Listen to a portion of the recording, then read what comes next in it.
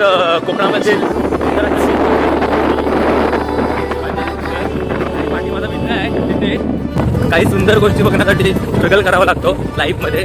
तर आजचा आमचा जो प्रवास आहे तो पण यामध्येच एक असणार आहे.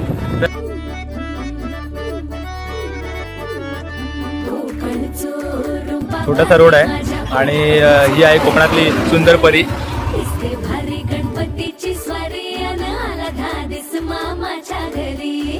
मालवण चिपळूण सावंतवाडी माझ्या कोकण गावांचो दिमाग भारी.